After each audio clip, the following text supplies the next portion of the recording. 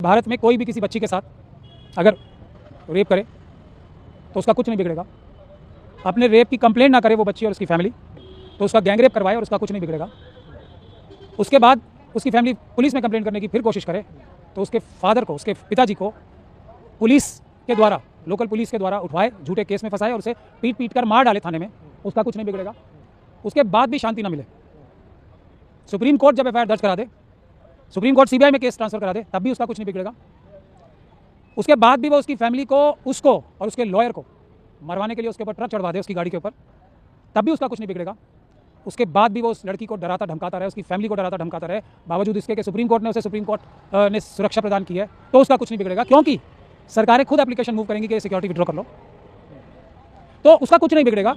तो कोई भी बच्चा, कोई भी गर्ल चाइल्ड इस देश में अब सुरक्षित नहीं है, क्योंकि ये इसके बावजूद भी इस ग्राउंड पे, क्योंकि इसकी अपील सुनने में देर होगी, क्योंकि हाईकोर्ट के ऊपर काम ज़्यादा है, अपील सुनने में देर होगी, तो एक ऐसे व्यक्ति को सस्पेंशन ऑफ सेंटेंस यानी कि उसको छोड़ इसलिए दिया जाना चाहिए क्योंकि कोई खतरा नहीं है ऐसे व्यक्ति से, कोई खतरा नहीं है। जो हम लोग अपनी अप्रीहेंशंस ये सब चीज़ें बता रहे थे अदालत में, अदालत ने कहा कि इससे ये तो सब स्पेकुलेशन है, ये तो हो भी सकता है, नहीं भी हो सकता, इसलिए इसको बेल दे देनी चाहिए, क्योंकि हम इस अपील को सुनने के लिए समय नहीं निकाल पा रहे हैं।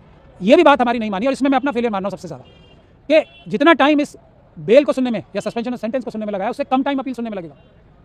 ये मैं अपना ही फेलियर मान रहा हूँ, किसी का फेलियर नहीं है। मैं as a part of country, as a citizen of the country अपने सिस्टम का फेलियर मान रहा हूँ कि अपील ना सुन के, क्योंकि उसमें हमारे पास इतने स्ट्रॉन्ग ग्राउंड थे ना, ये अपील में इसकी सज़ा बढ़नी है।